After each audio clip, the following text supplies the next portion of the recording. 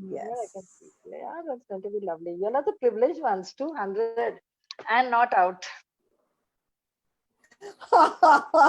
Sounds like a cricket match. 200 not out. It's And not. just cricket. So, good evening, everybody. It's 9:30 back again, and we are back with the show. And so, I'm just going to say a few words before I move ahead.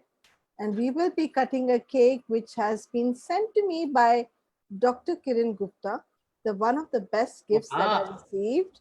Yes, it was a complete surprise because I had not even gone through my messages. And that's what I like. I like surprises. I mean, and I'm really thankful it wasn't a shock because I don't like shocks. Thank you, Dr. Manorama. Thank you, Anya. Thank you, Thank everybody, for you. being here. Thank you, Binaifa. I'm going to spend just 5 minutes taking you through my journey. And when I'm sharing my journey, I would really like you to go on your Facebooks and see if you can share what our program is going on right now on your Facebook. It's just so that a lot more people can really um, avail the what we are trying to do. And see if you can share what our program is going on right now. Okay, this is done. So, like I said, these 200 is a number. We did not begin with any number. We did not begin with anything. We just began with a thought. And the thought was to reach out, not even to too many people, was to reach out to people who are already new because Shahina's brother called me up and said that he's not feeling okay. That's where my journey started. And I called up Sarso and said, Sarso, do something about it, create a Zoom call. I didn't know what Zoom is properly. I knew there's something called Zoom and let's create it. It would trip every 40 minutes till someone donated the, the Zoom link to us. In the first 1 month, we missed out on, we created by chance recordings, then we lost all the recordings, and then somehow it's reached to this place.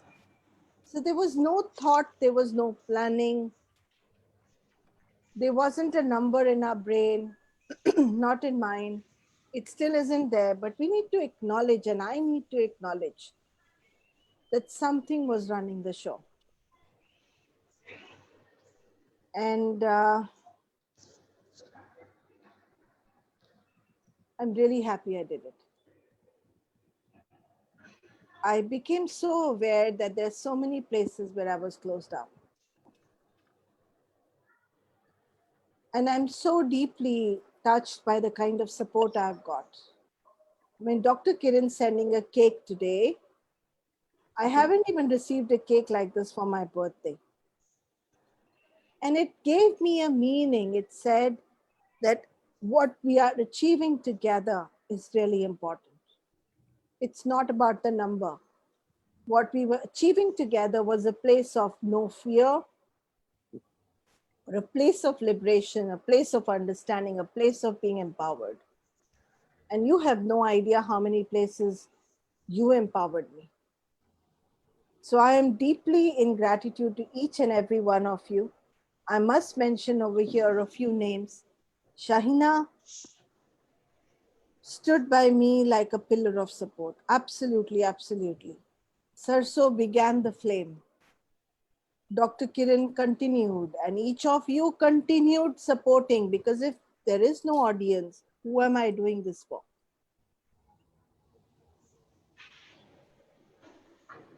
And I would thank all my mentors, especially Dr. Kwesi here, who so fluidly given his life off to people and said, this is who I am. These are my weaknesses, these are my limitations, this is my plus point.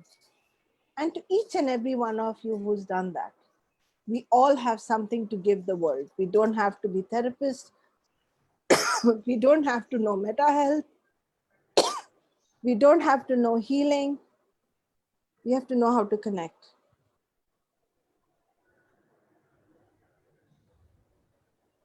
You help me to connect to the deepest part of my soul. I'm going to, actually, I wasn't going to, but I'm going to anyways. I'm going to send you, make you hear something that filled my life completely and has changed my life 360 degrees. So let me share it with you.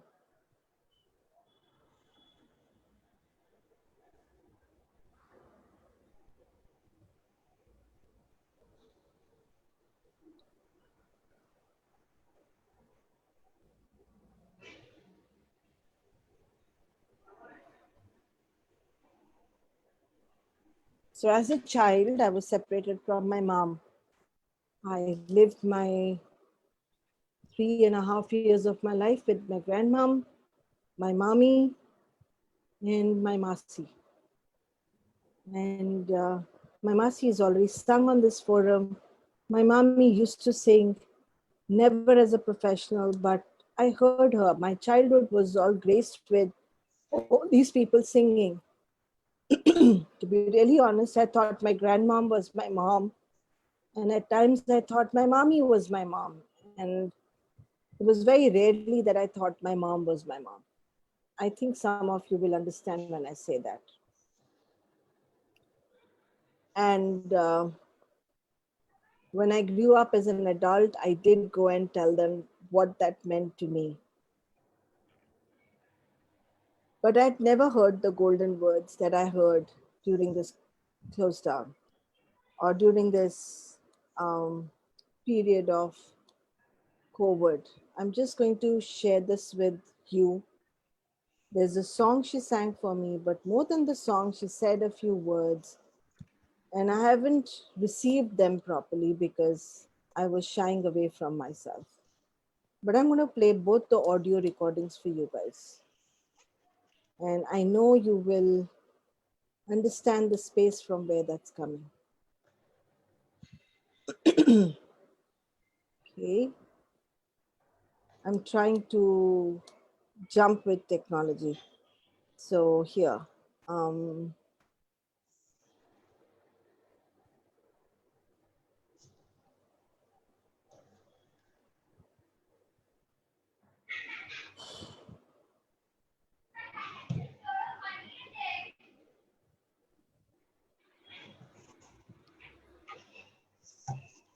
Hello everyone, I am Anu's mother and going to sing a song for her success.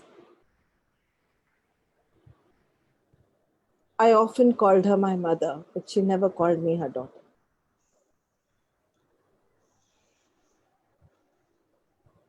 To hear these words after 52 years of your life, I repeat the words again, that I am her mother. She didn't say I'm your mommy. Changed my whole world. I have received these words a week back, but I kept it for the special day. And I'm going to repeat them back again because I didn't hear them. And I think my child inside me just wanted to feel belonged. And these words have permanently changed something in my life.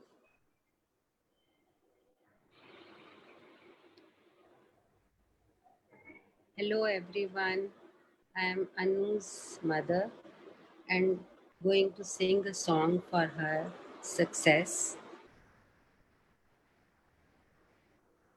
This is a lady who is the most graceful lady in my life, who never kept me away from food, who took care of me, who would make me sit down and study when I could have easily run away and said that my mom's not here, I'm not going to sit down and study.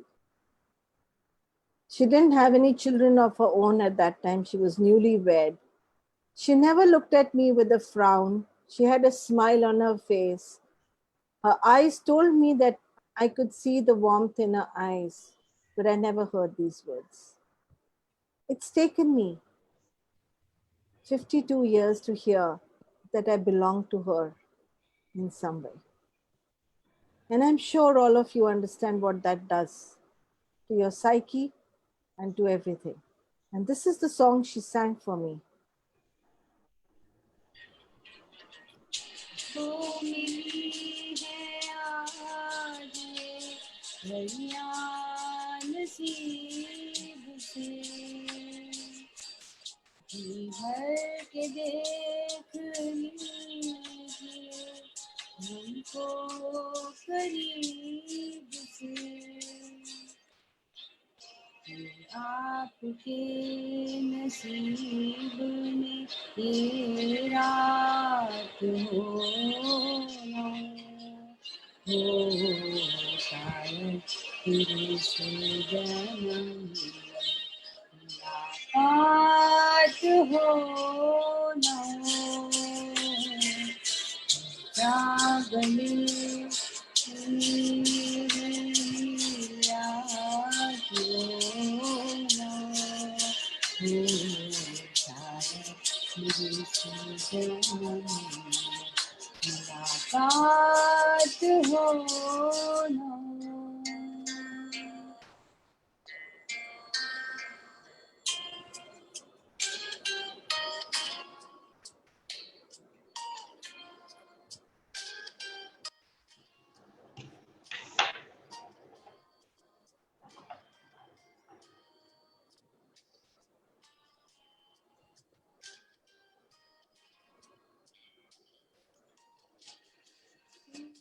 के हम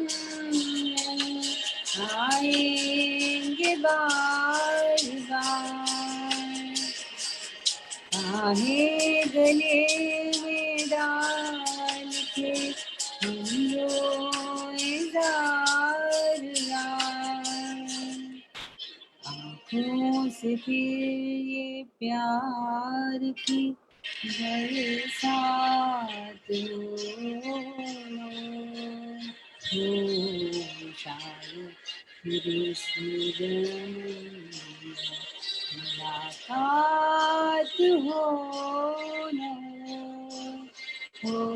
लग जा गले कितनी हसीरा.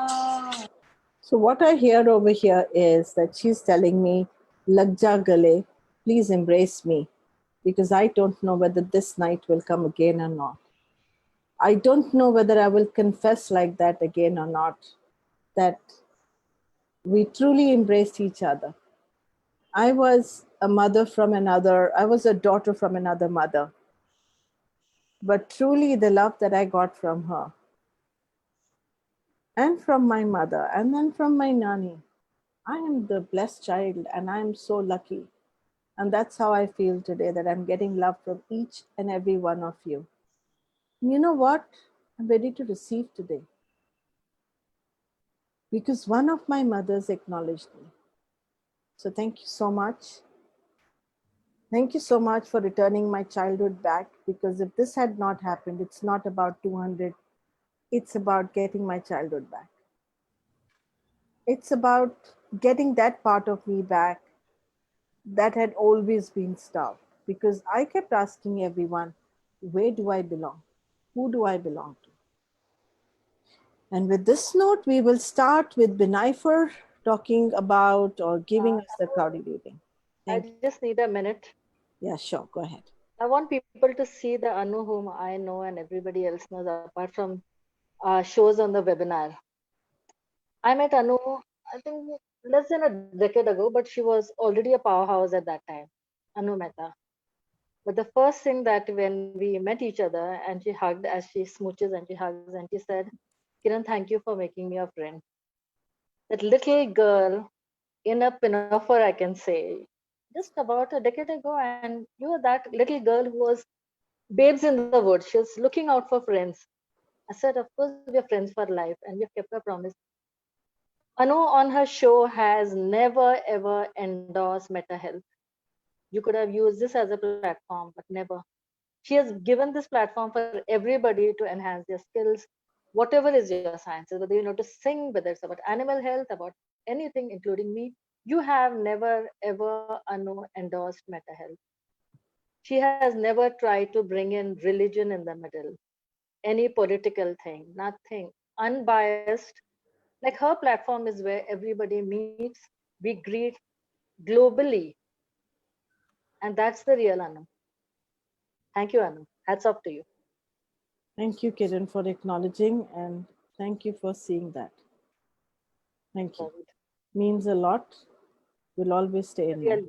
you. It's a real Anu. It's the real one whom I know and is still the same. Thank you. Selflessly, unbiased, no money, nothing, without using your platform to promote your own. No, you're promoting everybody else. और कारवां बनते जा रहा है. You know, a little businesses opened up, and that at the time of COVID when people didn't have money, and I was happy about it. And then people created more seminars around themselves, and I was happy about it because they were reaching out to more people. So this has been a very graceful place, and I did get something back in return. I got my mom to sit on the show every day. You know what that means for me? It's more than anything else that I could have ever asked the universe to give me. I have my mommy saying to me, "You're my daughter." Not in so many words, but she says, "I'm your mother." And I have so many people here who came back again and again, and I made friends like with Anya. I've never known her before, but I feel I've always known her. And that's what I have to acknowledge, that you gave me something that I could have never got otherwise. Never got otherwise. Thank you so much. Thank you so much. Now I start the recording. Okay, Binny, let's have reading for everyone. And right now, let's start with Anya. Yes, thank you, Anu. Thank you for this. Really, 200 is a superb achievement. And may you really, really be blessed with whatever you want in life. Thank you so much. Thank you so much. And we need to acknowledge Binaifa. She completes 91 sessions today, Thank which you. is Thank separate you. from 200 sessions that we've done. Thank you. Thank you. Absolutely. Anya, any questions? No, no questions. Thank you. Okay.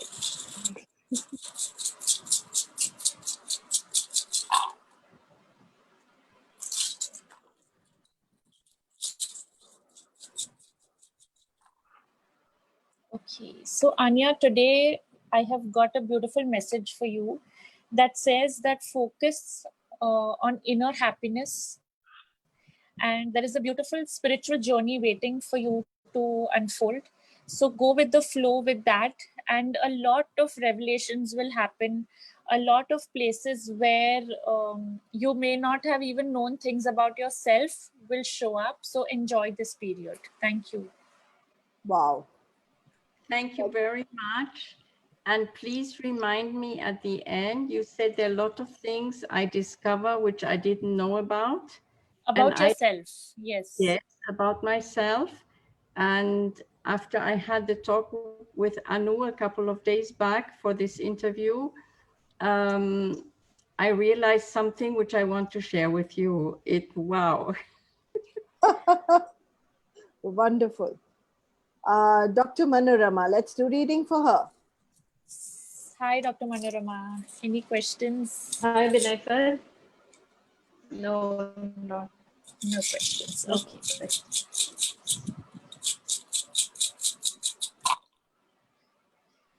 Okay, so for you, the focus has come on family.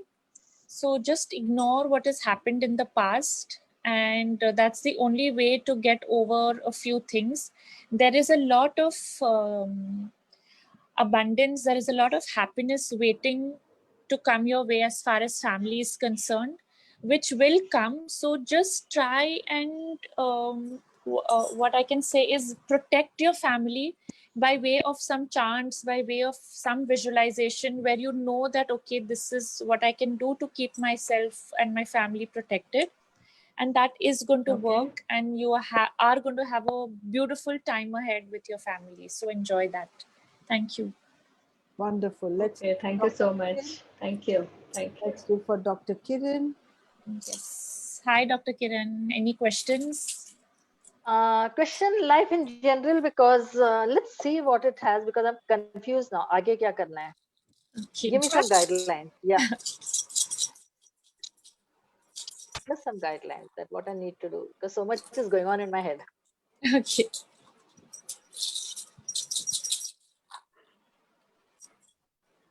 Okay, so what you should do is change your perspective about a few things.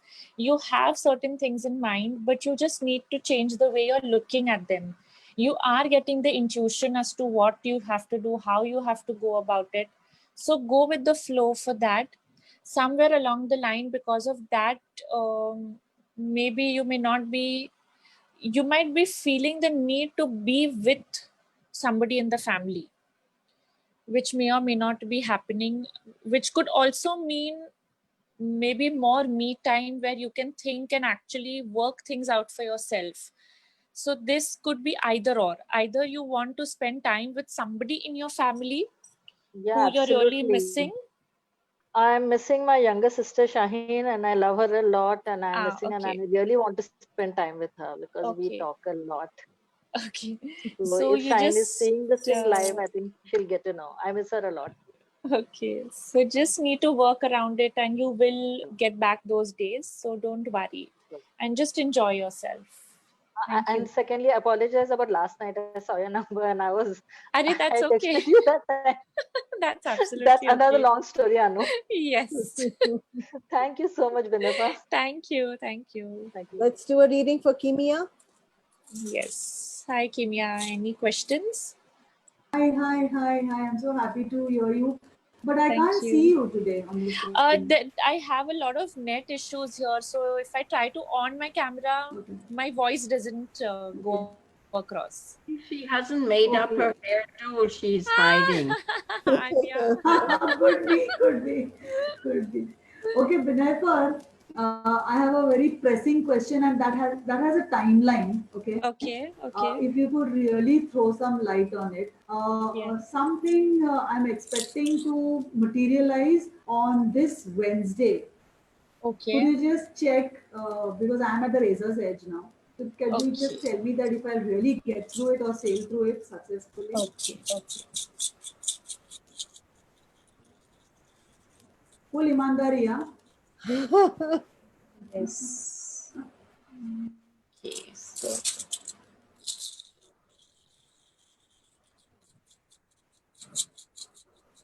Take your time, Binapur. yeah, I know I'm asked the second time and there's no answer. This is the last time I can ask. No!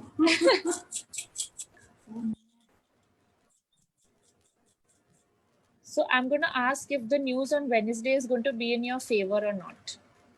Is that an okay way to ask the question?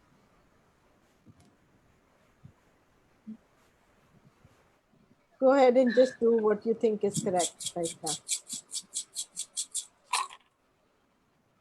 Okay, so yes, what you're looking for is going to happen. Very, very likely. Wonderful. One cake reaches your place, Binapur. Thank you. If it happens. Wonderful. Let's do Thank you so much. Thank reading for you. my mom, just general reading. Yes.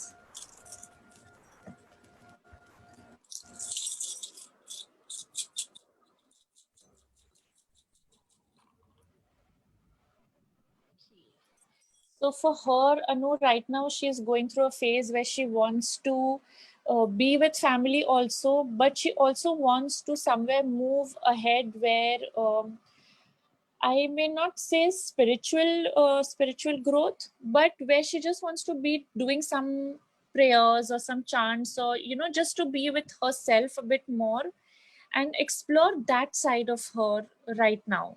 So she is going to be happy with that. It's just that she needs to let go of a few things that have happened before and have bound her to situations.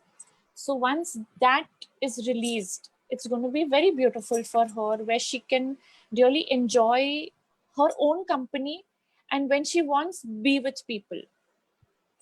Thank you. Wonderful. Wonderful. Let's do reading for Vasavi. Yes. Any questions, Vasavi? I will receive whatever the universe wants to say. Okay.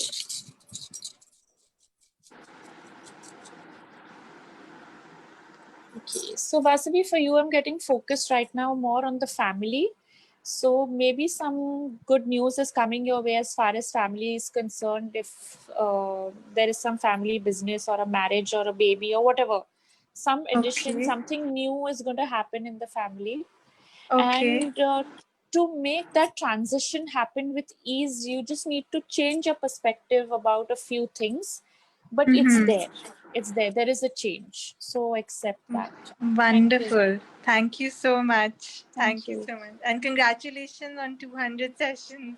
Thank Thank you. you. Anupati. We'll Yes. cut the cake together. Remember, after Anya's, we'll cut the cake and then go to Manorama's. Or yeah, Teji, for Teji, please. Let's do Yes. for Teji, any questions? No, Binayfer, thank you. General reading. Okay. Thank you, Anu. So I'm announcing the day we complete 100 shows with Binayfer, we will be asking her to do a longer show, and if that's okay with Binayfer. Absolutely fine. Thank you. So, Teji, for you, I have got more of focus on where you want to use your strengths for protecting yourself, for protecting your family. So, do something that will help you enhance that. Uh, there is a time where this is a time actually where some karmic cleansing will happen. So it might be a little tough on you. So just let it go with the flow. Don't try to stop things from happening. Just let things happen and just let it pass through. And that's the only way things are going to get easier for you. Thank you. Wonderful. Let's Thank do you, Binayfer. let's Thank do you. reading for Kishwar. Yes. Kishwar, any questions?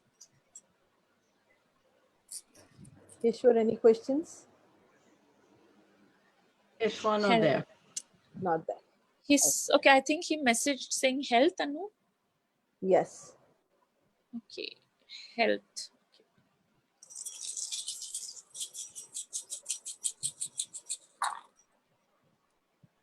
So, Keshwar, for you, your health I'm getting right now is more has to do with your family, more has to do with something you're stressed about. So, you really need to let go of a lot of mental pressure. Don't block yourself and just try and understand what is happening right now with you, your family. And once that happens, there is a lot of abundance coming your way. Please feel free to ask for help, even if it is from family members. If you feel that I can't ask for help, then just don't do that. Allow yourself that freedom, and things will change for you. Thank you. Wonderful. I think I deserve a reading today. Yes, of course.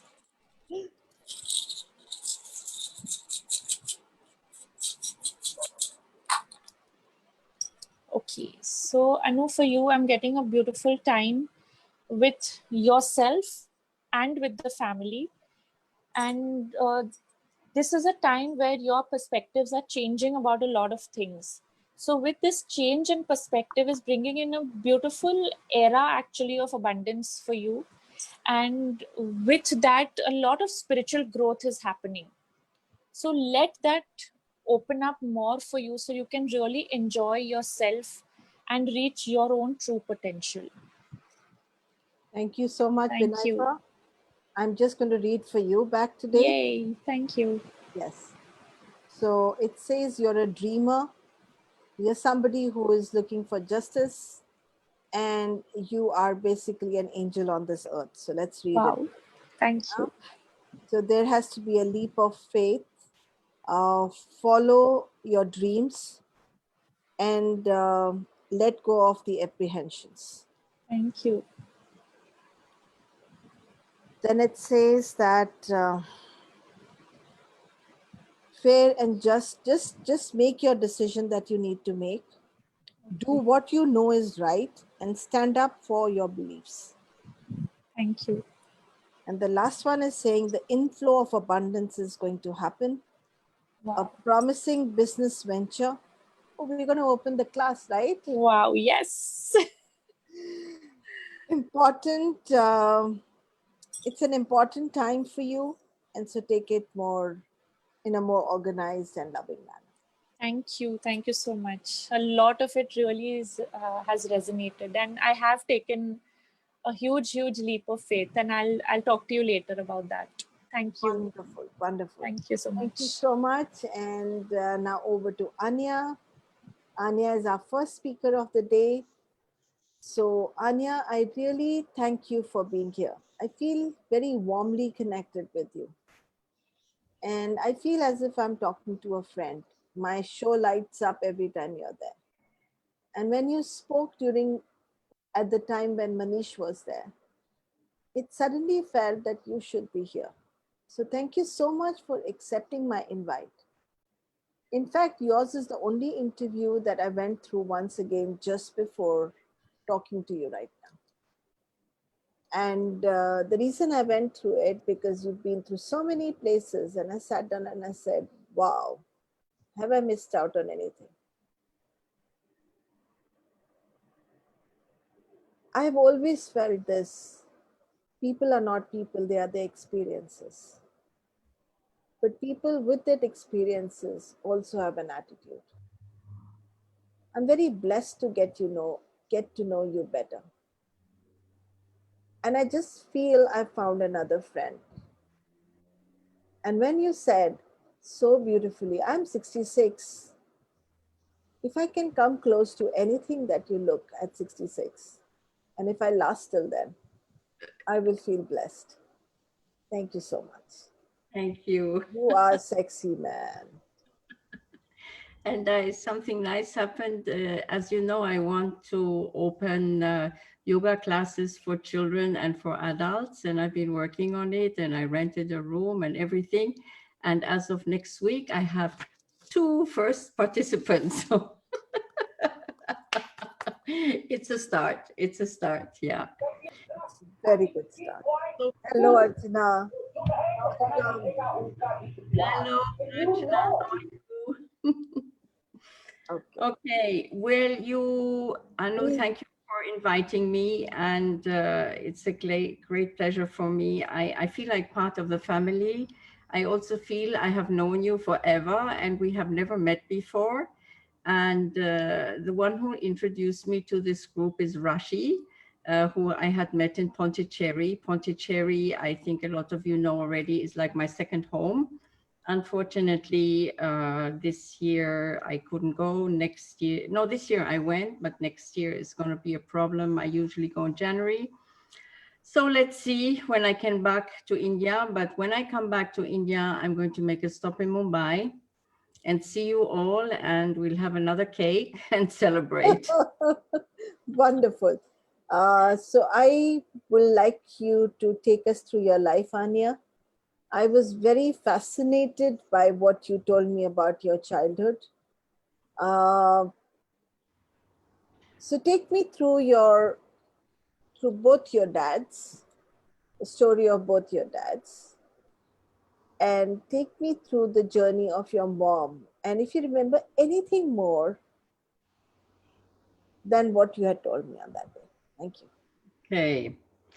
You let me know how many minutes I have left. You have all And the time in the world. I have scheduled this for as long as Manorama is there. Just be easy. okay. It's not about the time. I just want to start a little bit I had a very interesting life so far, and it all started actually when I was asked to think about my life in a meditation. I went to Kerala and went there for a retreat and had a meditation session on paint your life. Wow. Now I sat 2 hours in front of a piece of paper and was not able to draw anything. I mean, paint your life. I didn't know how to do it. After about 2 hours, I sat down and I said, okay, I can chunk my life into 20, 20, 20, 20 years, because every time it was 20, something else happened again. And that was the first sign for me to maybe start painting my life. And then I realized that it was different life phases, which I then gave a name to it. And so the first 20 years for me was authenticity. It's how I grew up and how I became the Anya who I am today. The second 20 years was everything about adaptability. And I'll tell you more about that later. And then the third chunk of 20 was faith. So, and the last one, which I'm living now, the last 20 years, or I don't know how long I'm going to live, is gratitude. So I have these 4 chunks. And after having these four chunks, just 1 second, I have here someone trying to call me when I leave. Okay, we go. And so then I said, okay, I have authenticity, adaptability, faith, gratitude. What do I do with this? And then I realized it was in different countries, everything happened. So I had the first 20 years growing up, and that was in Africa. Then after that, I moved with my husband into all over the Asia and so on. I'll get into that. Then I divorced, and that is where faith came in, and today is gratitude. So all of a sudden, I was able to paint something. So I painted all the different continents and put a name against it, and I was very happy that I realized all of this by sitting in front of my paper. Now, I was born in 1954, so I'm 66 today, and my mom had married a German, I'm originally German, a German gentleman. And after 1.5 years of marriage and having me, she decided to divorce. And she then married, I don't know if you can see this. Can you see this? Yes, we can. This is my mom and my dad. So here she went when I was born in 1954. So in 1955, she went to Africa to follow her love and not stay in Germany anymore. So he was Ethiopian and she was German. Her family never ever talked to her after that. They said, how can you do that? How you can go to Africa? And she was a very adventurous lady because if I think back, you know, going in 1955 with a freight ship or however you call that, there were no planes and nothing at that time, going to Africa to join her love of the time, which she had met in London before she married my dad. And so this is how I grew up in Africa. And Africa was quite different also for my mom. I do talk a little bit about my mom because I have lots of admiration for everything she did. Anya, can I show everybody your photograph? The one you sent me. This one? Give me a minute. No. In fact, which one? I'll just send it. Wait. Oh, the baby. Yes. Go ahead. Yes. Just guys, yes, you can continue talking and I'll come online and get to it. Okay. So anyway, then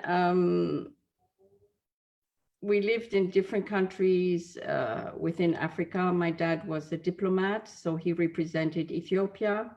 I got to know Haile Selassie. And so I spent my first chunk of 20 years in Africa. Now, I won't go into 100,000 details of all the different places I lived and what I did, but some key points in every country I will pick up. And as a child going to school and everything, okay, it was boring. I didn't like it. I didn't like school, and I failed a lot of classes and I didn't do well. And thinking of it now, where I had done an MBA and lots of good work all over, it's quite a contradiction of when I was a child growing up. And the one thing I remember a lot when we were in Africa is I had a brother and a sister who were born after me. And first of all, when my mom was in Africa and she went to Nairobi and there was black and white problem. And they said, okay, to my mom when she was sitting next to my dad, the police stopped them and said, listen, you're not allowed to sit next to your driver. So there were many issues at that time. When my brother was born, he was not allowed to go into the hospital where my brother was born. He needed special permission because there was hospital for white and hospital for black. So looking back, all this happened in 55, 56, 57. I mean, she was very courageous to come to Africa and go through all of that. And my sister, when she was born with a cleft palate. And for us as children, we didn't quite realize what it was all about. But every year my mom had to go to Germany for operations for my sister from the day she was born. And we were always allowed to buy animals. And this is one of my nicest story I have during I just childhood. want everybody to see their snap. This is who Anya was. Yeah, I love this picture, so cute. Yeah, that was Anya, and now Anya looks a bit different at 66, but yeah, maybe. And thank you for sharing, Anu. And so what we did every time when my mom went away, we bought animals on the road. And once we brought a crocodile. And we put the crocodile in our bathtub and we transformed the whole bathroom into a jungle. And you can imagine when my mom came back after the operation of my sister, she had a fit and we had to get rid of our jungle and the crocodile. And but it was quite an adventure for us kids. Anyway, later on I married, and I married a gentleman who was in the hotel business. And so we moved a lot around. And this is my second phase when I talk about adaptability. Before we go to adaptability, can we just go a little bit behind? Is that okay with you? Mm-hmm. So your father, the second father, was a black man. Yeah. And there was already a lot of racism going on. How did that impact you? It didn't impact me at all, because for me, whether he was black or white, or my brother and sister were black or white, it didn't matter. I had nothing to it, you know. It was my father. I called him my dad, and it was my brother, and it was my sister. I grew up in between black people. They always called me, in Ethiopia, they always called me, how do you say that in English? Green cat eye, because I have green eyes, and the blonde hair, which a lot of Africans, when we were in the jungle and so on, they like to touch my hair, you know, but it was the same with my mom, who was white. And, but, you know, for me, there was not, until today, I have no difference between black or white or yellow or whatever. For me, a human being. I needed this to come out because so much of racism, a love does not understand skin. Yeah, you know, when my brother went to school and children would call him nigger, and I said, his name is not nigger, his name is Andreas. And I didn't even know the word nigger, you know. So for me, it was, everyone is a human being, whether you're black, white, whatever, it doesn't matter, you know. And so I always grew up at home with already all these colors at home, and I never questioned because I didn't know anything else.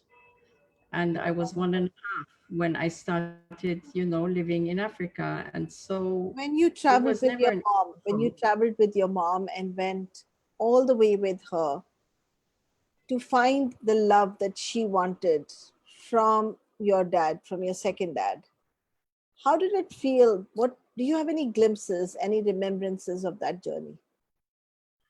Well, I don't have remembrance too much of that journey because when they came together, I was really young. But there was no discrepancies, or it was love, and there was not black and white or anything. It was just a normal family for me. And I learned the language everywhere I went. So I spoke Kiswahili. I still speak the Ethiopian language. And I learned the languages. I was like a local. And if people closed their eyes, they thought that there is an Ethiopian person in front of them. And now in Geneva, I went again into an Ethiopian restaurant, and they are so astonished that I speak the language fluently without accent and anything. But it was my home. I grew up there, and so I mean, we did travel to different countries, but Ethiopia was our home country where we always touched base again. So, if you remember your dad, and could you, if you had to quote back something for him and say, "Hey, Dad, these are few lines for you," what would they be? That he accepted me as his daughter. And, Oh my God. he didn't care I was white or whatever. He also said to my mom when she divorced, he said, bring Anya. He didn't know me, okay, I was a little baby. Bring Anya and come to Africa. And this is what she did. And so there was also no fear on the side of my mom, never. She just went for it. And there's where I want to tie up at the end, where I had a big revelation after I talked to you, Anu, and I'll get back to that. It really hit me in the face, but I'll tell you when I get there. Thank you so Anyway, much. then I Go ahead with married. the next part, of your 20 Yeah, years. I married a hotelier, and so we lived in lots of different countries. So I married in Dubai, and I must say that for me, going around, my motto of life, I could call it a lifelong learning. That is one. And the other one, no fear. I have no fear. I just went for everything when I thought it was the right thing to do. And that helped me through my whole life, going through the whole life, and not questioning how I will get there, because I think the how will come when you decide that you want to do what you want to do. The how will come automatically when you need it. But just when you want to do something, just go for it. And this has been my motto my whole life.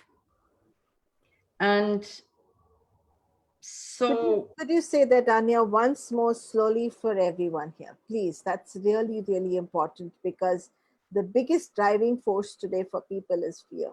Fear of falling unwell, fear of dying. And then they talk about, oh, they really never feared death.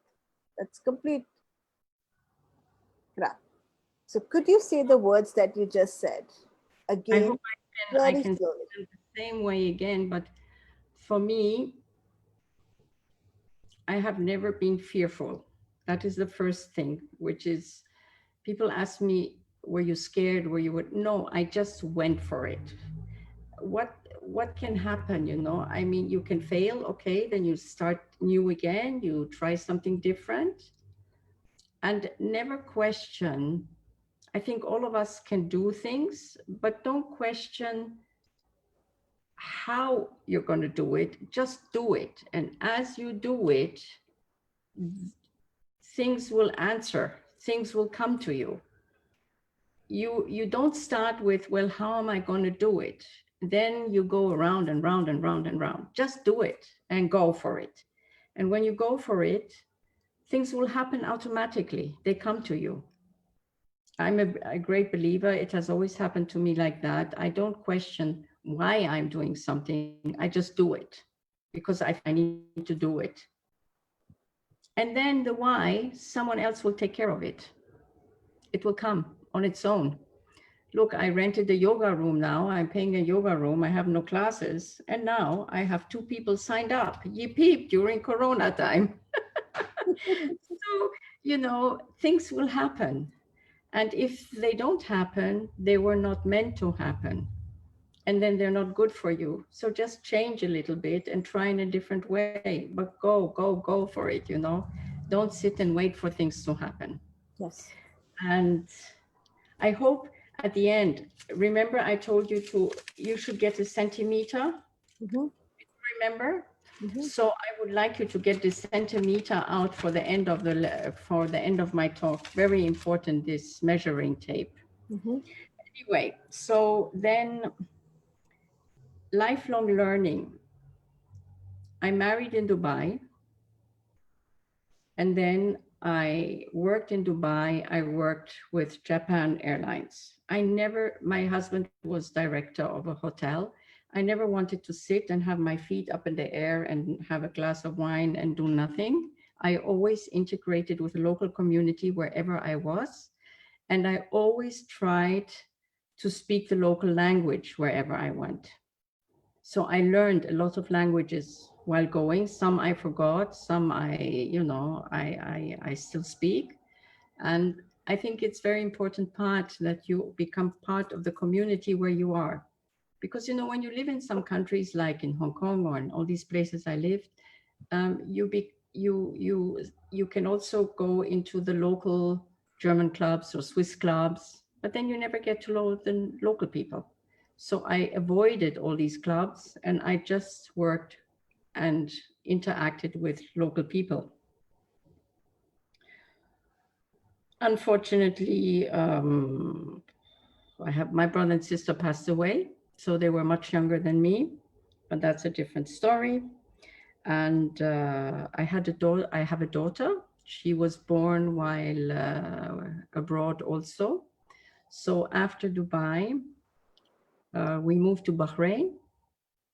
In Bahrain, I took care of all the Benetton boutiques when I was there.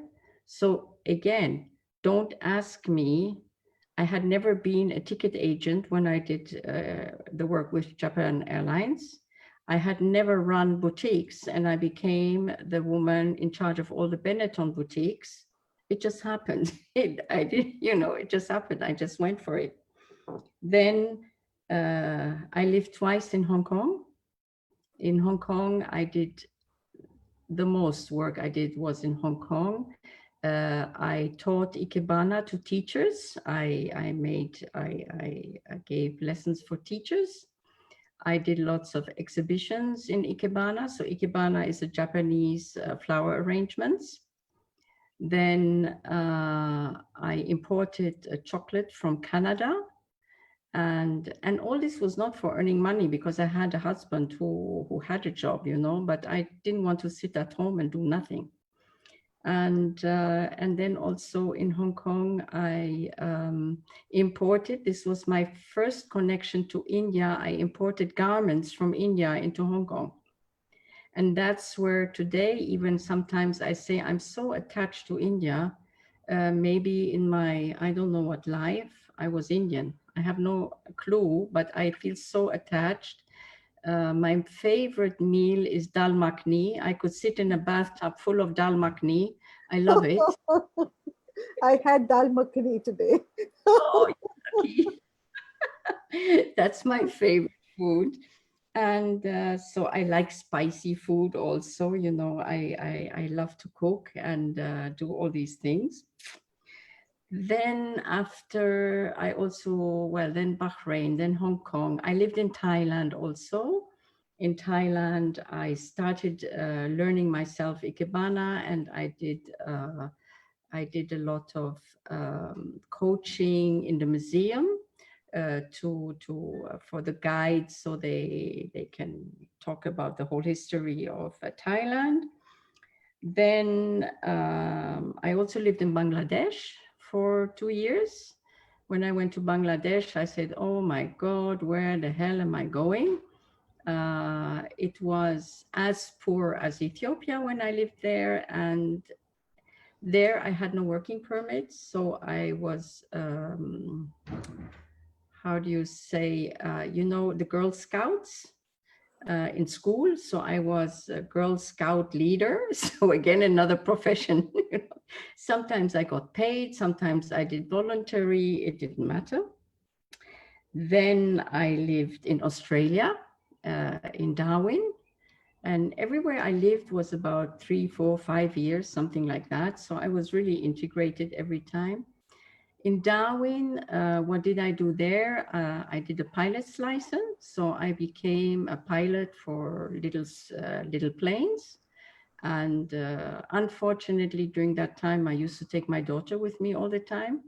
And she hates flying now because I made her come in the little plane all the time, and you feel all the bumps.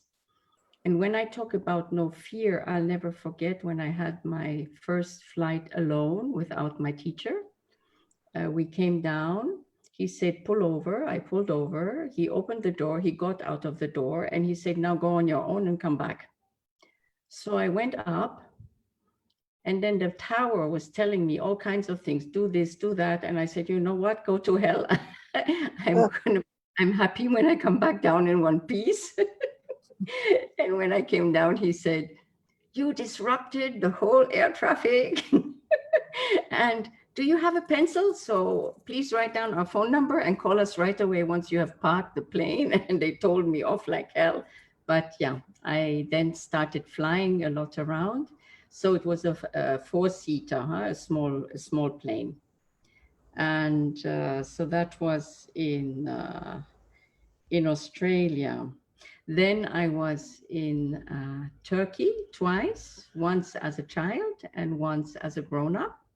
And I'll get back to Turkey in a minute. And in between, I was in Switzerland, where I gave birth to our daughter. And yeah, and then Tahiti, I was twice in Tahiti, once before I married and once during marriage. And then going to Bangladesh and here and there, I had surgery on my back and everything because of lots of problems, but now I'm fine. But then all of a sudden, something went in my head, and I said, you know, I'm living every 4 or 5 years in a different country. I had a cook, I had a driver, I had a nanny, I had everything. I lived in the hotel. Every time I went into the hotel, I ripped out the bathroom and made a kitchen out of it. And because I wanted to have my own thing, I traveled with 1 ton of stuff. I didn't want a towel of Sheraton or whatever in my room. And then I said, you know, all this, the friends we had, everything was so artificial. Nothing was really ours. The friends were our friends because they wanted to be invited into the hotel. Everything was artificial. And I said, I can't, I need to change. Now, where do I divorce? I wanted to divorce after 17 years. And I said, where? I lived in Hong Kong, I lived in Thailand, I lived in Turkey, I lived here, I lived there. Where can I divorce? You know, I mean, where's home? Where do you do things like that? My friends were all over the world. And I had no one wherever I was, you know, I had here a friend, there a friend, wherever a friend. And then, this is a nice story also. We were in Hong Kong and we were supposed to go to Bali. And I packed up everything in the house with packers. Everything was packed, and a fortune teller came. And she said, Anya, what is all of this? And I said, yeah, we're going to Bali. And she said, no, you're not going to Bali. I said, what do you mean we're not going to Bali? Everything's packed, we're going, we're ready to go in a month's time or whatever, you know, we're moving into the hotel and we're leaving. No, you're not going to Bali. Okay. And what happened? A week later, we were told that Bali is not on anymore. And this lady said to us, this fortune teller, she said, "You're going to go in a city with lots of church towers." I said, "Where is lots of church towers?" And it was Istanbul with all the mosques. Wow. And it was just amazing, amazing. And this woman also told me, and I don't know what to think about it, but it ties in a little bit maybe with the end of my story. She said, "Anya, you're an alien." Now, what is that means? I don't know. She said, "You're an alien, you're not from this world." This was the final thing after telling us that we're going where a lot of church towers are, and you're an alien. My daughter laughed when she said that. I'm an alien. And she sometimes still repeats it, "Mommy, you're an alien." But it was quite funny to hear that, and I didn't know what to do with it. Anyway, we moved to Istanbul, and I said, "Okay, here are all the church towers." It was just wow. You know, when I think of it, I get goosebumps. It's amazing. We spent half a year in Hong Kong waiting to find out where we're going to go. And half a year later, we went to Istanbul. And this lady knew that half a year ago. And I don't know, it was strange. We come to Istanbul and I said, "Okay, that's it. I have to make a decision now." And in Istanbul, it was quite easy for me to divorce. It took me exactly 2 days to divorce. So it was attached to the Swiss law. And again, I didn't ask how it's going to happen. I just decided it has to happen. And so what happened is that I was in my bedroom, lying in bed at 10 o'clock at night. I got out of bed. My husband said, "Where are you going?" I said, "Goodbye, I'm not coming back." I was the general manager's wife. I walked out of the hotel, out of the lobby at 10 o'clock. Everyone said, "Where the hell is she going?" I called my driver. I said, "Come and pick me up." I called my friend. I said, "I'm coming to your house." And I told my driver, I said, "Tomorrow morning, you bring my child." And that was 2 days divorce, and it was done. Next question, where am I going? What am I going to do? And it all happened one after the other. I wanted to stay in Istanbul, but I said, I can't, because two blonde ladies, my daughter's blonde too, and two girls, it's not going to work in a Muslim country. I don't know. We have to see what to do. And she was 11 years old. She had always been in American schools. We spoke German and French at home, but she couldn't read and write it. And I said, "Okay, where can we go?" I could have gone to Timbuktu, or I could have come to Mumbai or whatever, because I've lived all over. You know, where do you go? Where's home? So, because I don't really have roots. I've never been long enough somewhere to have roots. So I decided to go to Germany. I said, I was born there, so let's try Germany. My mom was living there. And then we went there. Because my husband was working in the hotel business, and some people found out that I divorced, they said, "Listen, we can organize for you a job in Munich." So I went to the Sheraton Munich, where a job was waiting for me. When I arrived, I said, "No, thank you. I don't want the job. I know you have to give it to me. And unless I don't find something else within the next 3 months, then I will come back to you. But other than that, I will try and find my own way." Within 2 days, I had a job. Within 1 week, I had a flat. And the how came. I didn't ask how, it just came. So I just went for it. I didn't look left, I didn't look right, I just go. And today I can say I never regretted what I did. I had a wonderful time with family, with my husband, everything. And there was a moment to change because I didn't like that lifestyle. And I have never regretted what I did. In the contrary, I have flourished in all kinds of jobs. You can look up my name, you find all kinds of awards I have received of the industry and so on. I have done a lot. I come back, that was the third, where it was faith. You know, I had authenticity, adaptability, and faith, because I said somehow it's going to happen. And when I divorced, I was 40.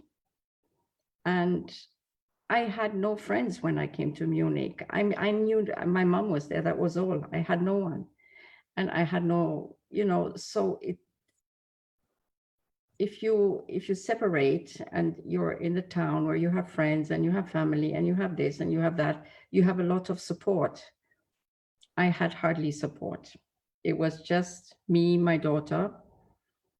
And so, but we managed. It went well. It was not easy in the beginning because I had to hire a student out of a higher class to teach German to my daughter, to read and write so she can get along in school.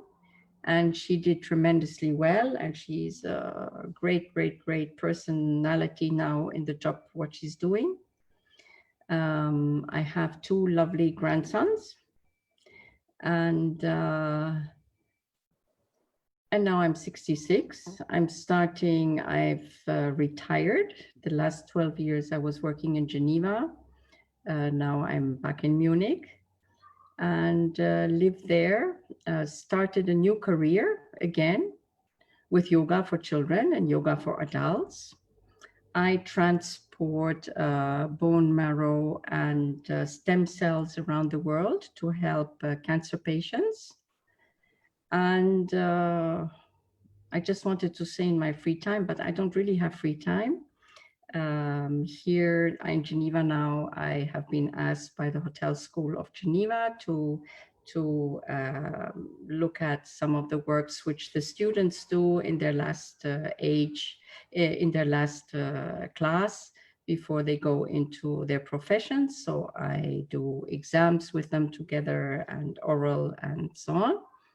So that's why I'm here at the moment. So I am very busy. I don't know where the time is running. And getting back to Anu, the thoughts which came to me after we hung up the phone was quite scary. Thank you for sharing those, because that really happens at times. Yes.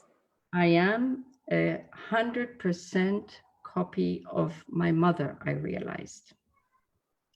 And why did I realize that after we stopped talking was she traveled all over the world also, like I did.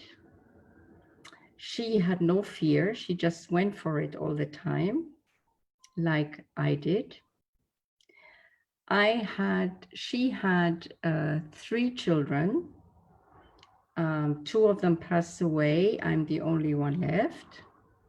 I had 3 children, but mine 2 died while I was they were not born yet. So I have 1 left. Oh my God. Say, shit, look at all this similarity. And this is where I say, maybe, yes, maybe I am an alien. I don't know. It's very strange because it is everything. She divorced when she was 40 and came home with the children. I divorced when I was 40 and came home went to Germany with my daughter. And it's all exactly the same pattern. And I'm trying to figure out what's the meaning behind of all of that. I don't know. Very strange. So this is Anya. Wow, Anya, that's just amazing. I just want to ask you a few questions before we call the other speaker and allow others to ask you questions. So Anya, you went across the world having your experiences. What according to you was the best place and the best experience? the best place and the best experience Yes. is wherever I am now. Wow. People ask me, where was the best place you've lived in? It's where I am now. Wonderful. I'm a person who lives in the now. And every place has its good and its bad and it's whatever, you know. The moment I go somewhere, I feel home. Did you ever find another man in your life, or did you have a need to?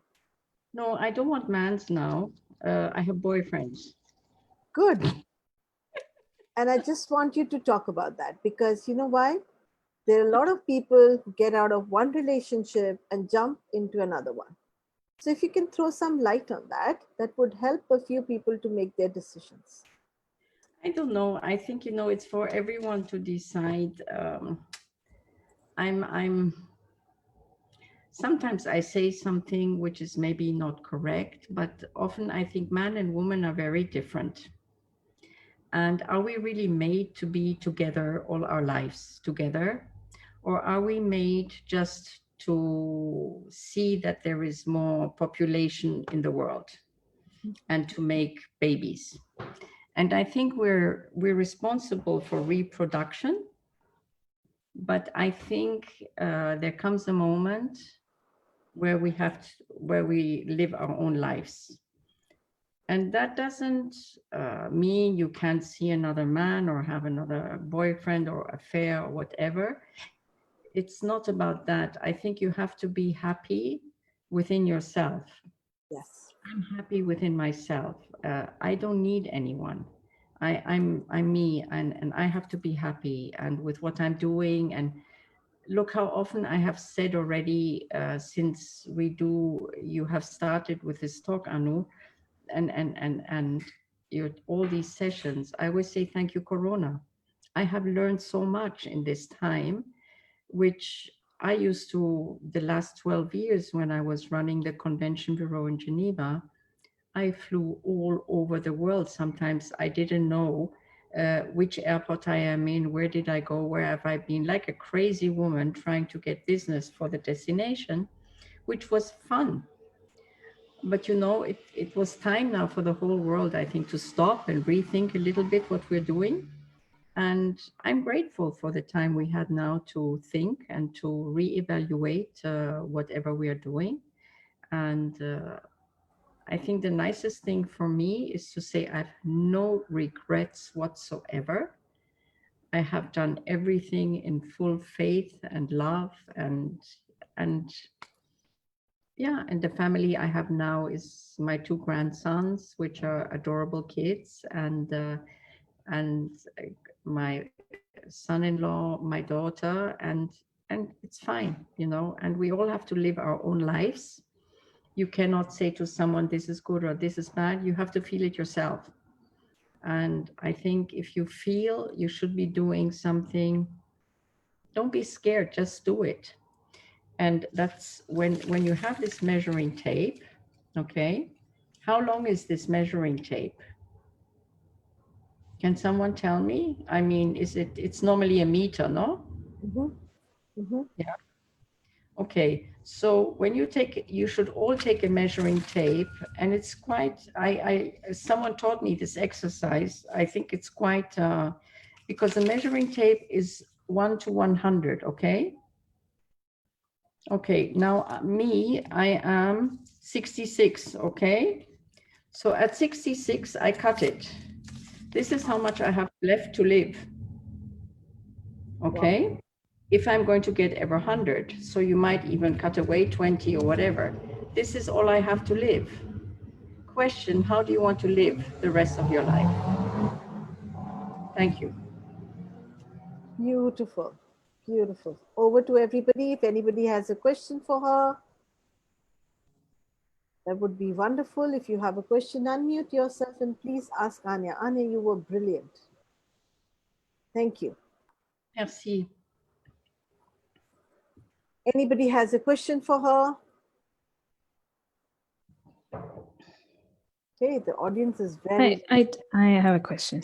Yes, Tina, go ahead. Hi, Anya. Thank you so much for sharing your story. Very, very, very interesting. I guess my question is when you say, just go for it. So, what if you find yourself just going for something, but then you keep seeing one obstacle or the other, and so you're on your way to go for something because that's what you felt you should do, but then it seems like there's so many people and so many things, situations that are against you. Well, I covered my divorce in 5 minutes, but it was a long black tunnel.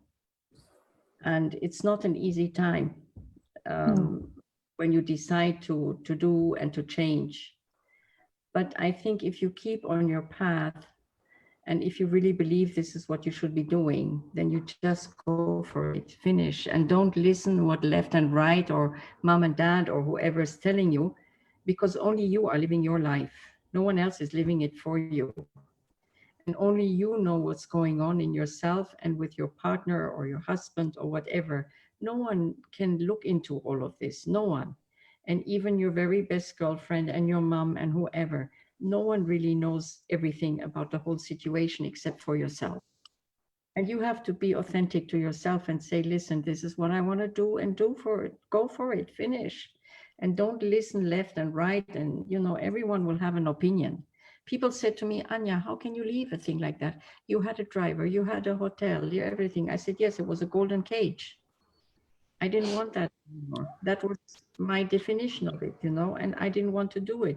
Now, other people would have stayed and said, listen, yes, I have everything. It's fine. I have a driver. I have a cook. I didn't want that. It was artificial for me.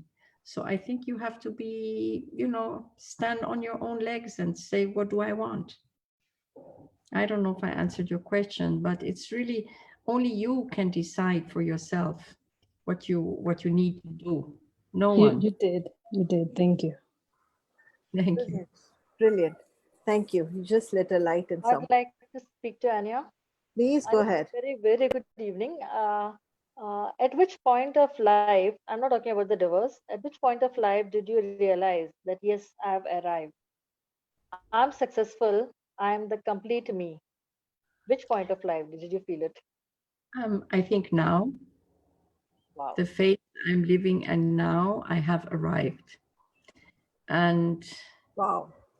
And it's lonely at the top, but then we have overcome vertigo too.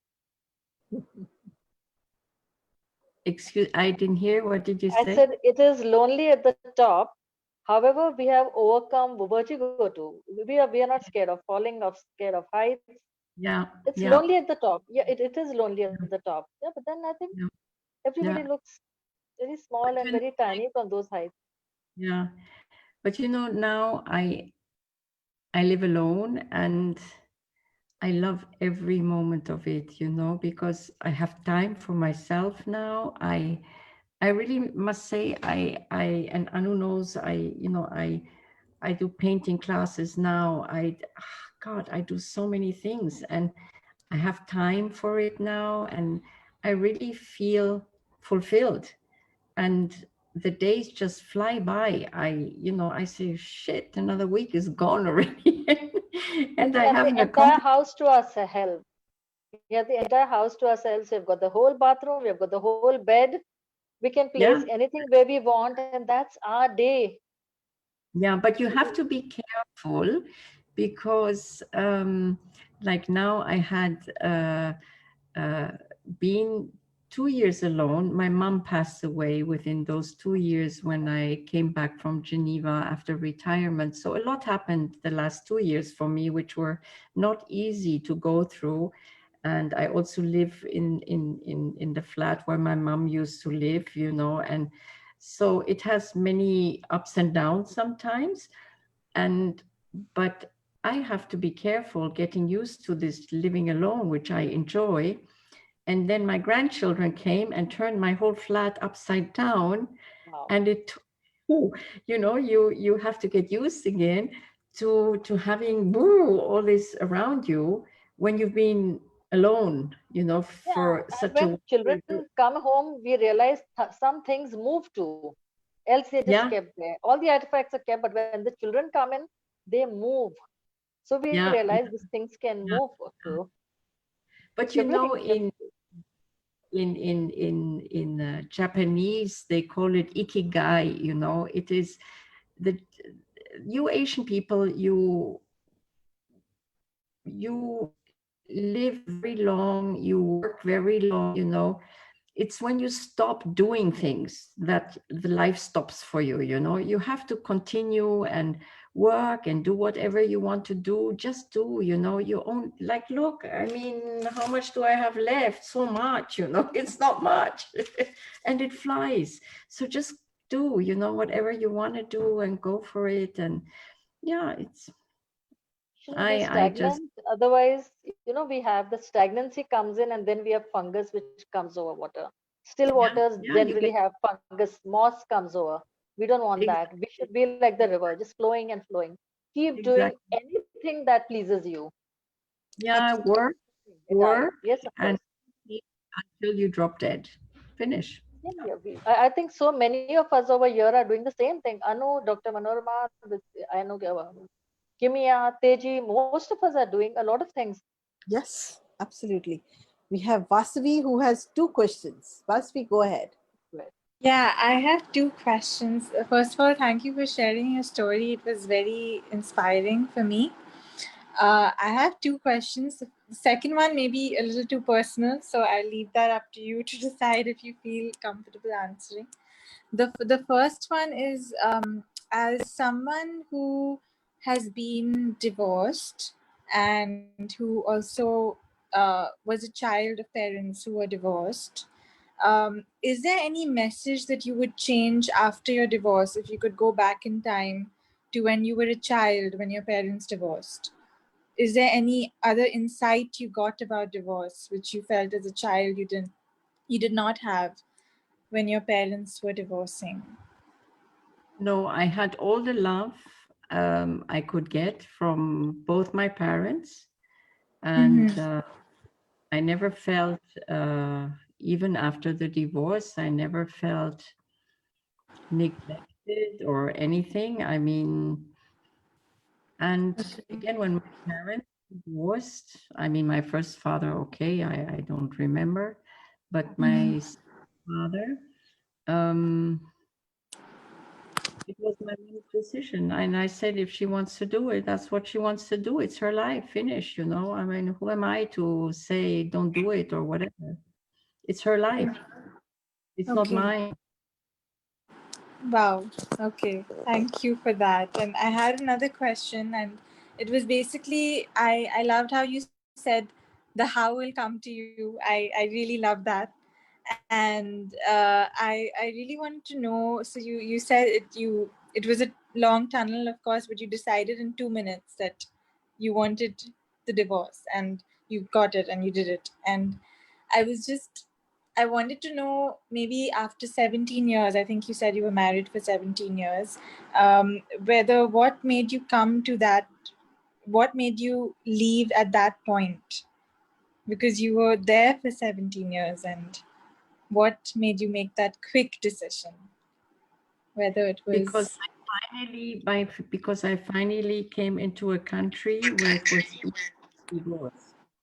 Because when I Okay. was in Hong Kong or in Bangladesh or wherever, I have two nationalities, Swiss and German nationality. It was not always easy to do what you want to do, you know, because of the local laws and this and that. And in Istanbul, they adapt to the Swiss law. And so it was easy for me there to get divorced, you know. And so that's why I said, okay, this is where I'm going to divorce. But again, I didn't know where will I be going? What will I be doing? I just said, this is it, finish. And then the why and the how and everything came later. I mean, the why I knew, but the how came later. And I think, I don't know, I've always been someone who decides and then I go for it, you know. And then if you make mistakes, you learn from them, and then hopefully you don't do them a second time. But if you don't try and if you don't do, nothing will happen in life.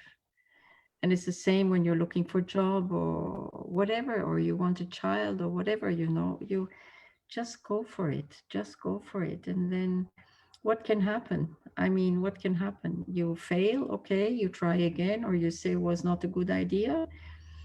But the only one who can do something about your destiny is yourself. No one can do it for you. No one. Not your husband, not your children, no one. And everyone has their own life. Your husband has their own life. The children have their own life. I cannot talk for anyone, I can only talk for myself. So beautiful. So, Wow, thank you. Thank you for that. thank you. Anybody else for a question? Or can we move further?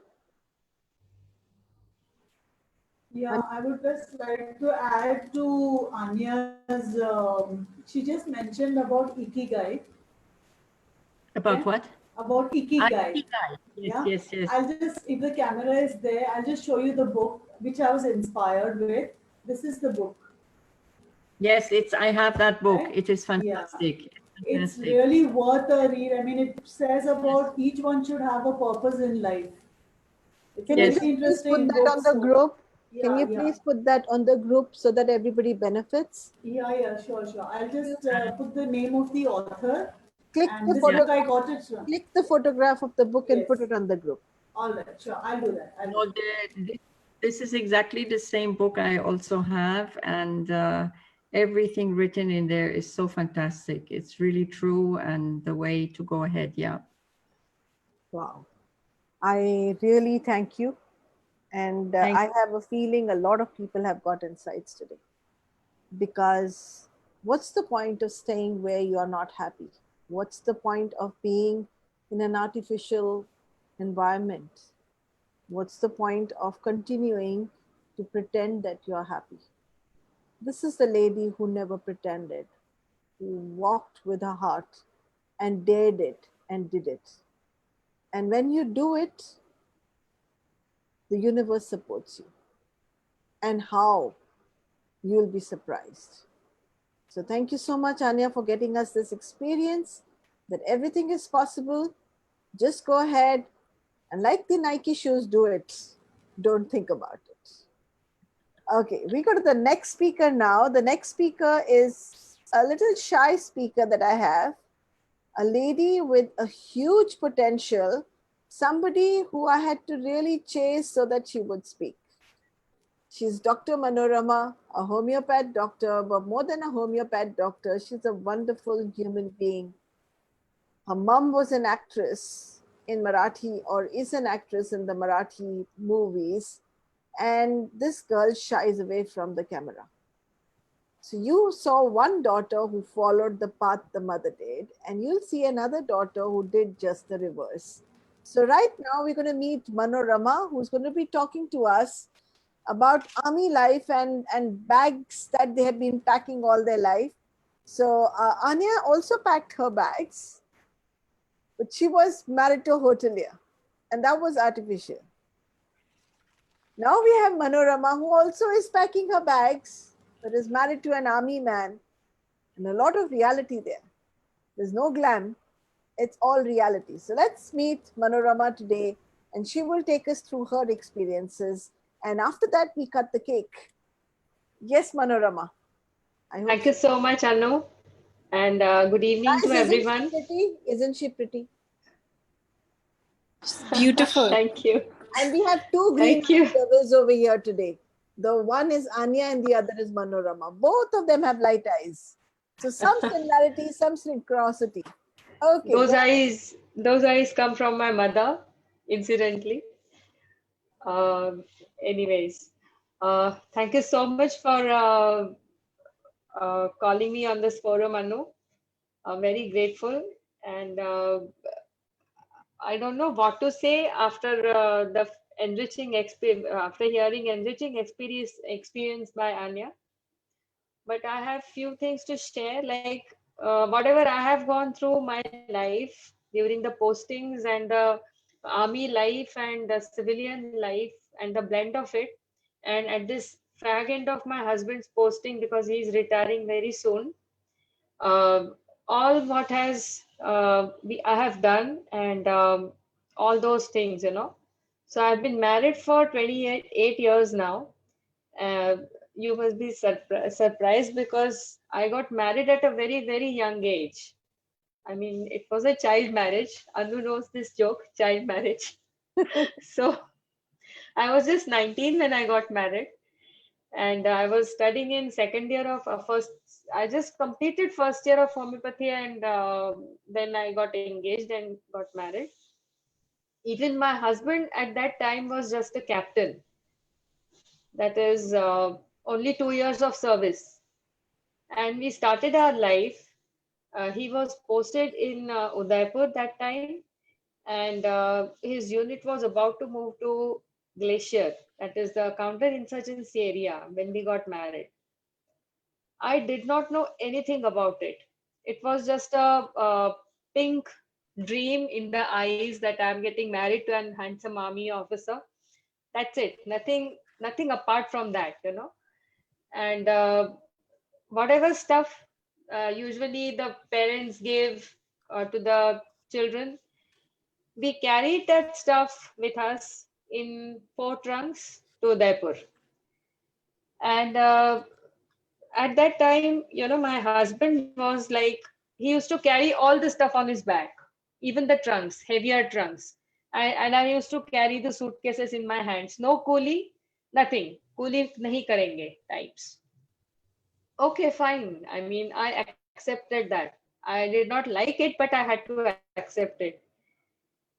Then I put all my stuff in Udaipur and I came home in Pune because I was studying at that time. I could not miss my college. After that, my husband went to Siachen Glacier for 2 years, for 3 years. And when he came on leave, he got all the stuff again back to Pune, packed in the bags, suitcases, and the trunks. And I really did not know at that time what to do with that stuff. I mean, that was my married life, you know, just for a month, because we stayed for a month, just a month. Then he came on leave and then he went back. So that was my life in initial days. I mean, it was more of gray than pink. I used to find colors. Whenever he was there, I used to find colors. Otherwise, it was all gray. But that's fine. I mean, I came to know about that life when I got married. Before that, I did not have any uh, experience about army life, how it goes. We just see the external things like parties and the makeups and the chiffons and silks and all that stuff, dances and clubs and everything, but the reality is ever known to anyone. But that is again fine. I mean, you have to find certain good things in this life. I really enjoyed that life. After Udaipur, he went to Siachen. After Siachen, my husband was posted in the peace station. Like in Indian Army, we have two kinds of postings. One posting is at the border, and the next posting is in the peace station, where you can keep your family and be with them. So after that posting, I had my first child after 3 years of marriage, and with the little child, with the little son, we went to Meerut, that is in near Delhi. So at that time also, just a little stuff was increased, but still the stuff was in the trunks. And to my surprise, I really did not know how to handle the child, how to handle the husband, and how to handle the house. Because at that time, I learned how to knead the atta dough from my husband's Sahayak's wife. And it was, I mean, I had to learn that. I did not know how to make rotis. That was another thing. But I had a son in my lap, and I thought that if I cannot feed, if he asks me for a roti, and I cannot feed him the roti. What is the use? So I had to learn how to make a roti. After 4 years of marriage, I learned how to knead the atta and then make a roti. It was very tough for me. I mean, I don't know how to explain, but it was very tough. Then the saman little bit increased because of the child, and little household things were increased, but still it was in trunks. This became the habit. Like every time my husband used to go to field and I used to come to a peace station, preferably in Pune with my parents or my in-laws, and I used to move all the stuff. Like my in-laws sent our first freezer was sent by my in-laws from Bombay to Meerut. Can you imagine? I mean, that was a I don't know how to explain it. They send it from here to from Mumbai to Meerut with a huge wooden box around the freezer, and I don't know how did they send, but it came. That freezer came with us. After Meerut, we went to Mau, that is near Indore, Madhya Pradesh, and that freezer came to us with us in the truck with again 6 trunks. I mean, I always felt that the army officer's life and the stuff and everything is something like a bichu, the spider who carries all the stuff on his back. He cannot leave his stuff anywhere. He just carries all the stuff on his back and he moves on. It was something like that. So, first time in Mau, that is almost how many? 23 years ago, we bought our first washing machine. That is from Indore. Then we bought a freezer, new freezer, because whatever was sent by my in-laws, that was not working that time. And we still have that freezer with us. I mean, that is how we keep our things. That is how we carry our things, and we take care of our things. Though we are moving, we take care of our things. After Mao, my husband went to Assam, that is another counterinsurgency area, for 4 years. And at that time, I was staying with my in-laws for a few months, and then I went to Pune for another 3 years when I was carrying my second child, my daughter, and she was born there. After that particular period, I really had a large amount of stuff collected, utensils, crockery, everything, because we were going to stay at a station that is in Peace Station, that is at Allahabad. So at Allahabad, we stayed for 4 years as a family for the first time. And this was after how many years? Um, after 9 years, I think. After 9 years of marriage, you stayed together as a family. Yes, yes. 4 of us stayed together, could stay together. Wow. Yeah. And every time this is the habit, like whenever a posting is there, posting is due, we start packing our stuff. We go in a reverse manner. Like whatever is not required now, or whatever is not going to require at that particular point, will be packed now.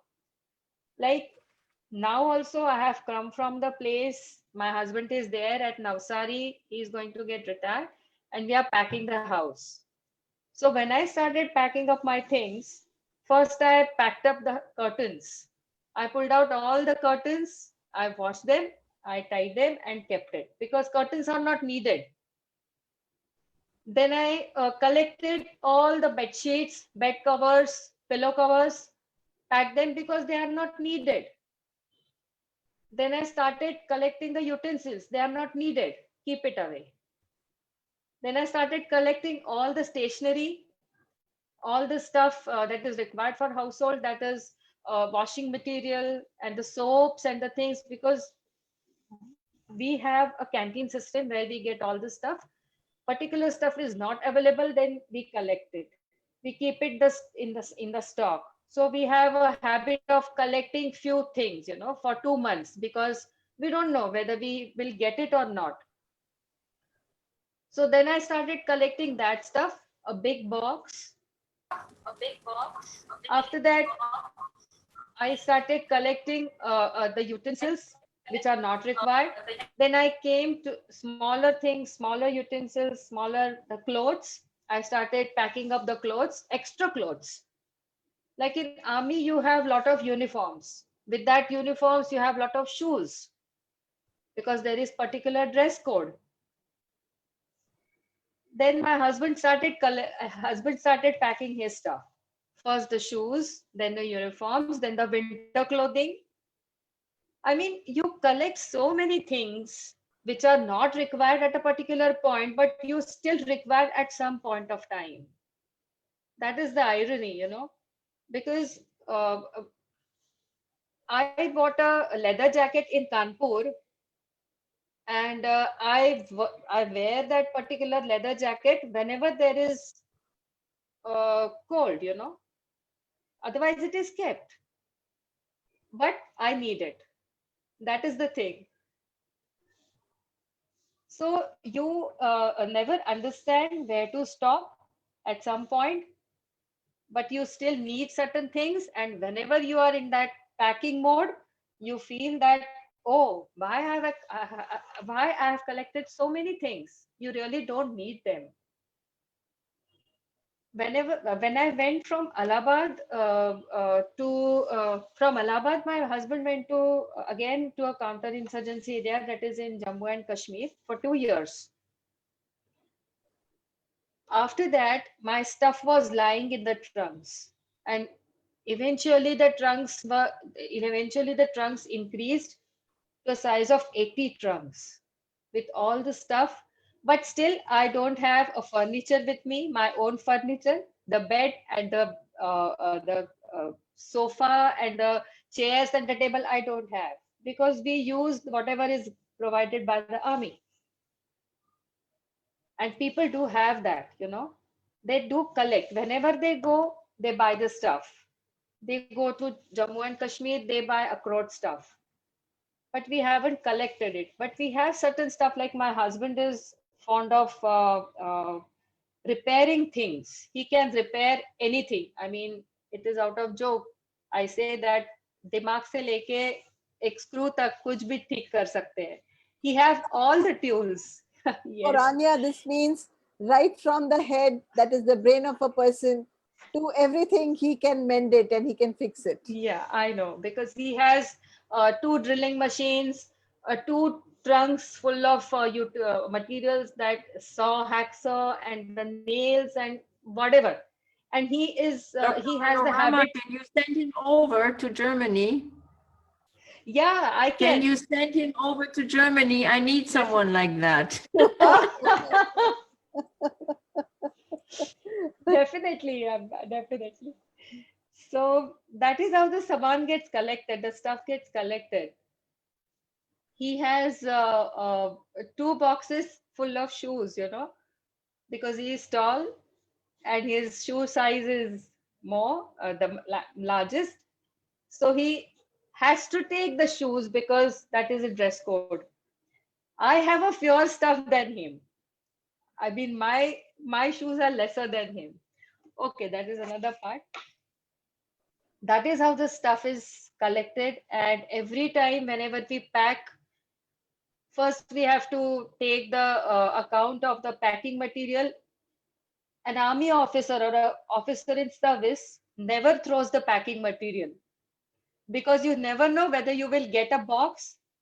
गत्ते का box अगर मिलता है तो ठीक है, otherwise कहाँ से लाएंगे. The newspapers भी collect करके रखते हैं, because we never throw. Whatever we buy, we keep the outer box. Like toaster खरीदा तो toaster का box रख दिया, because we can afford to throw it, because we have to move the stuff. That is the beauty. That is where the stuff is collected. So we take account of all the packing material, all the plastics, whatever we have to wrap. That is how the packing starts. at least month or two, the packing starts. And now I'm here in Mumbai, and we are supposed to move our truck on 23rd. And just a little thing is remaining. That includes my husband's paperwork, which is a whole bed. It is spread on whole bed. He has to collect everything and pack it. From my side, the kitchen is almost packed. I mean, I really wonder that whatever stuff I have, when I'm going to use it, and why I have collected so many things. And the thing is, this year we bought a house. Till this period, till this time, we did not have a house to keep that stuff. That is why we have to move that. We had to move that stuff from one posting station to another. And there are certain times when my stuff used to lie in the trunks for 4 years. I mean, I'm somewhere, my stuff is somewhere, my husband is somewhere. The life is in pieces. They say that the posting is in field and once in peace, but we live in pieces. There is no complete life as such. I mean, I'm not cribbing out for that, but still, that is reality. That is our reality. That's how it is. And this is the time I'm taking just a break because I'm going to Hyderabad for some workshop. And otherwise, for the last month or so, I'm just packing, packing, and packing. So I did not really find time to prepare for a new topic on Anu's forum, though I wanted to be a speaker. But I said, Anu, this is my topic. Is it okay for you? She said, okay, it's all right. I'm going to ask So you a that's few how it questions. is. Yeah, sure. Thank you so much. What did you learn from each packing? Or in whole, when you're looking at starting from 4 trunks to 80 trunks now, what's your learning there? You really don't need so many things. You really don't need so many things. It is just for the time being that you feel that you will need, but you really don't need. That is the biggest learning. So I what do mean, you really need, Manorama? If I would say a person needs this, and this for survival, you don't need these things, then what do you really need for see, survival? for normal eating habits, you require certain stuff. You don't require a dinner set, whole Yes, dinner set. You require 2 glasses, maybe 6, but you don't require a crystal crockery. yes. You require a TV, you require a computer, but if you have a computer that is a utility item, you don't require a TV. We don't have a TV. Got it. So you really have to measure your requirements. So Earlier the better. Anya's measuring tape can be used for how much you really require. Yes, definitely. Yes, Anya, the measuring tape Wait, that you repeat, use to repeat measure your, repeat. how much of life left can be used over here to measure how much is required in that much life left. I don't think we can measure, but I agree we have too much of everything. Yes. And then it's always, like, I mean, I can open a bookshop. I can open a silver shop. I can open a dish shop. I have, and then you inherit from your mom. And then I say, well, it hurts me to throw it away. But every household full. So, I don't know. We have too much stuff. We don't need all of that. Absolutely. We don't need all of that. I don't We mean, Do we, Manorama, yeah. also collect emotions like this? Like negative emotions, like positive emotions, like negative experiences, like positive experiences. See, Definitely. parts that we can pack. What are the parts that we cannot pack? We really don't need to pack anything. We just have to leave everything. Amazing. Because, yeah, yeah, because whenever my neighbor sees my stuff, she always criticizes me. Why have you collected so much of stuff? Then the question rises in my mind, then when do I live my life? I have certain emotions, I have certain wishes that I want a particular style of living, I want a particular quality of living, and that is why I'm buying the stuff. And since I don't have a house to keep the stuff, I have to carry with them, with us. So the question she asks, why are you carrying so much of things? That hurts a lot at times. But when we have a space to keep, then I can say, yes, I can keep my stuff there. So same goes for emotions. When you have certain place to keep your emotions, you can bargain with that, what emotions you want and what emotions you don't want. So Yeah. we have to leave the stuff behind. We don't have to collect Yes, it. absolutely. And I Absolutely. love that. Absolutely. and tell me, what's life all about? What did this army life teach you really? What's life all about? Because you were in peace station in pieces, Yes. and when you were not at peace station, you were in When I'm not in peace station, we are together. I mean, wow. So yeah, togetherness meant it is totally different. I mean, you are, I mean, I'm staying at one place, he's staying somewhere else. Still, we are together.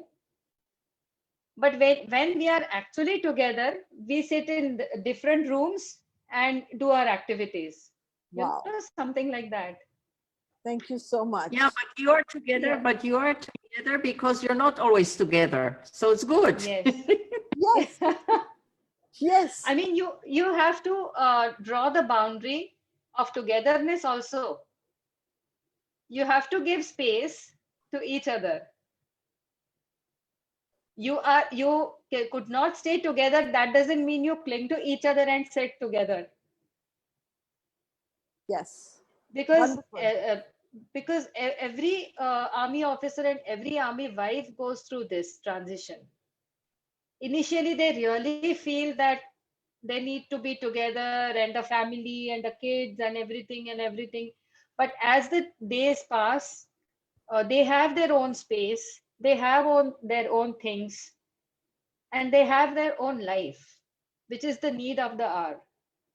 You really cannot depend uh, on the husband for the togetherness. You have to be strong and you have to learn how to stay alone at times. Wonderful. Manorama, Yeah. who were you at before 19? Describe yourself in one or two words, and who have you become today? Uh, Emotionally independent person? Today or then? Yes. No, no, no, not at that time. Today. I can And say that. It's a journey started. Being an emotionally independent person, that is very important. Otherwise, कितना रखोगे और कितना छोड़ोगे समझ में नहीं आएगा. how much to leave and how much to carry, you will Yeah, not yeah, understand. yeah, yeah, That's yeah, yeah. absolutely great. So go back, and who were you then when you were not emotionally independent? Uh, I don't know. I mean, if I would be that person, if I would be emotionally independent that time, I wouldn't have married. Yeah, You're honest. yes, So what very according to honest. you is then, with all these packings, with all these shiftings, with all this, and that's what happens in our life. It's very metaphoric that we start Yeah, with just one box, maybe with just our naked body into this world, and slowly we absolutely. collect, we collect, we collect, we collect. And if God was to ask us, you collected all this and still you call yourself without anything, still you're saying Absolutely. you don't have anything, I sent you Nanga Panga. I sent you naked with nothing but your body and your soul. And now you've collected so much, and yet you feel you haven't collected. Yes. What would you say to God then? I would thank God for giving me this understanding and realization at a very early stage of life. Still, I have many years to go, and I have realized that the needs are very less, and I really have to, I can survive without it. So Wow, I will thank God. And especially this time, particular COVID times, that uh, I have learned is you really require very few things. I mean, army teaches you that. At times you have all the things, at times you don't have anything. I mean, now I can say I have an AC in my room, but I have seen times in Meerut when my son was only how many 4 months old, and there was no lights for 3 days. right. I have seen those days also, and even soldiers are seeing and experiencing worse than this. Absolutely. So, yes, when my husband says that the hunger is here, now I can understand that really hunger is here. You don't need cuisine to satisfy your hunger. Yeah, yeah, In COVID, when there were restrictions, you cannot go out. I mean, we were very comfortable sitting at home. We never felt that we should go out and meet people. I mean, that's a luxury for us. Going outside and eating in and visiting malls and all that stuff is a luxury for us, really. We really don't feel that it's a need. We were happy at home, sitting together, enjoying whatever stuff was going around, learning new things. That's how we passed our time. wow, Manorama, I salute you. Yeah. I mean, that is the learning, biggest learning. That yes, I can survive as a civilian in this particular crucial time. I can survive. I have that confidence now. Wow. Last question. What is love Yeah, according to you?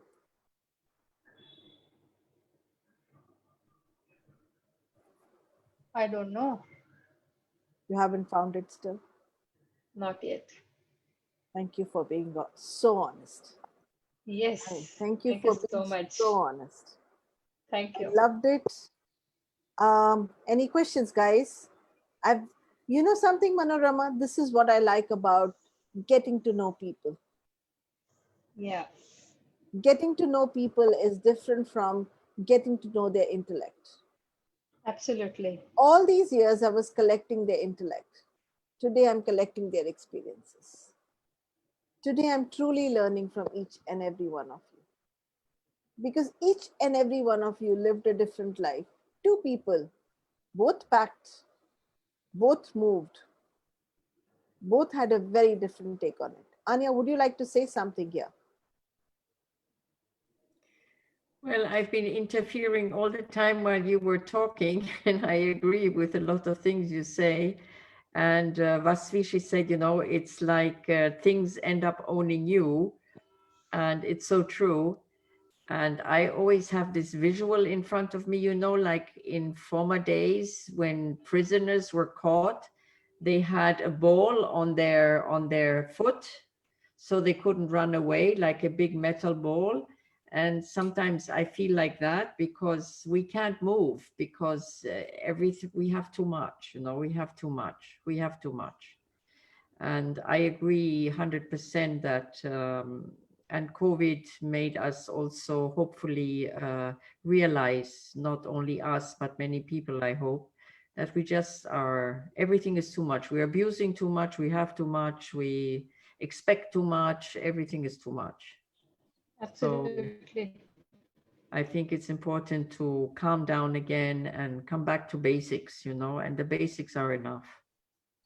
Wow, I'm so humbled. I'm so humbled. Yes. Okay, you guys are going to give me 2 minutes. I'm going to use take a bio break and get a cake here, and so that we can all cut it. And till then, you can, Kiran, can you take over the show, please? Kiran, are you still there? Hey, of course I'm there. Come Yeah. on. Can you I'm there. Of just course, yeah, move the sure. show around and Yes, of course. going? Give me 5 minutes before I bring the cake in. Bye bye. Sure. Now we come to Dr. Manorama. So first of Yeah, all, I'm hi. intrigued about your mother because we in Mumbai, we all are fans of the Marathi stage and Marathi cinema. So whose lovely daughter are you? Because most of My the mother actresses, is, yeah, my mother Kenya is is also Mrs. on board. She's also, we both are intrigued by the Marathi cinema. Shubhangi Damle. My mother's name is Shubhangi Damle, Okay, and she is in Pune presently.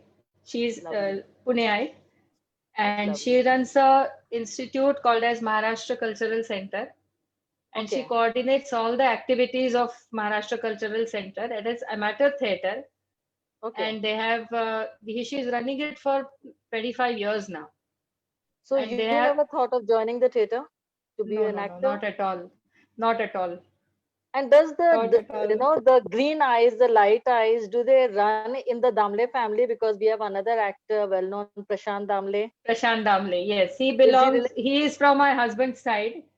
He Ah, is that's my lovely. brother-in-law. Okay, Yeah. so the green eyes runs in both the families. Not in The Patwardhan maternal side, family. okay, In Dam. I mean, my great grandmother had the same eyes. okay, lovely. Yeah. In fact, Doordarshan newsreader was there. I think Kimia knows, even she was a Patwardhan with light green eyes, and she was so beautiful. Charushila I think Patwardhan. Charushila Patwardhan, that's it. Okay, yeah. Yeah, a typical Kokanasta Brahman type, like, from Pune. And Pune is nice. Pune is good. Yeah. Wonderful, Pune is guys. I'm enjoying. back Yeah. with the Yay! Anu's back. Come on, come on, come on. guys with the cake. Anu, Get the plates. Get the plates. freeze? Can you freeze the cake for us so when I come to Mumbai, I can have the piece? How is it? One It will question. turn into a fossil. I'm just going to show you guys what the cake looks like. Yeah. Give me a minute. Let me connect back to the Skype over my other connection. Oh my God. How do I do this? Okay. Let's do it again. Okay. Happy birthday to you. To us. Happy birthday. Birthday to you. Anu has turned 200 today. Yes, 200 The years. oldest 200 years. I look sexy for 200 years. Vasvi, you were so stiff. I thought it's a photograph. Really No, too sexy for actually, 200. Hey Yes. guys. 1 minute. I will have to, yes. Okay. 100 and 100. Okay, guys. Can you see Anu. that? Oh, look at that. Wow. Wait. Start up the My seat. goodness. Oh, well, Wow. Can you can't see see it. that? No. Yes, I can. Now Oh, we there can I saw, there I saw, there I saw. Yes. Ah, there. No, you've done Yes. a good job. Oh, how That's lovely. lovely. beautiful. Wow. We could eat Yes. it. 1 We're minute. Let me hungry. put it, let me pin Wow. it. Wow. Anu, I've clicked pictures of the cake. I'll put it up on the group. Wait. I'll just, I Wow. need to, Lovely. Beautiful. I'd like to see everybody's peeping into the camera. There's yay. Dhamana and Kimia. Everybody's peeping So into all it. of us, Wow. Ah, Wow. Happy Happy Kimia, I think birthday. you're saying birthday. Yeah. Happy birthday. Congratulations. congratulations, Congratulations. Congratulations. jubilations, And Congratulations. celebrations. this is lovely.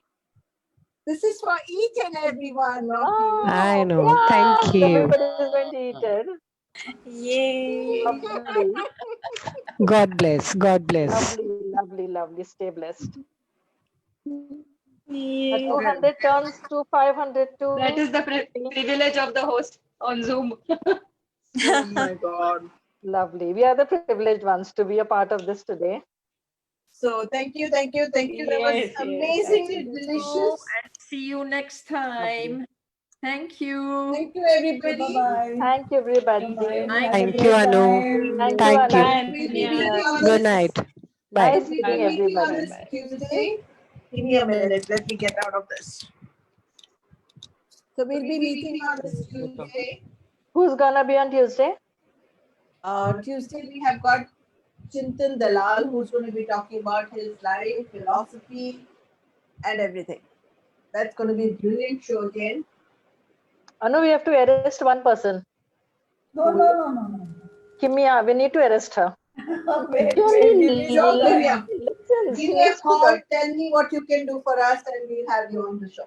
She's got so many topics to talk. She's got the sigil and so many things. She's got a lot of not we only need to arrest professionally. her. Yeah, not only She's a gate crasher, okay? She needs to be arrested. Done. Yeah, someday, sure. It'll be an honor for me. Inshallah soon. Give me a call. Take the number from Kiran. Yes. Yeah, I'll Give give me the a number. call. So thank you, both my speakers. Thank you, everybody. Thank you, Kiran. Thank you, That was amazing. Thank you. Thank you, Anu. Good night. Thanks, everybody. Good night. Bye-bye.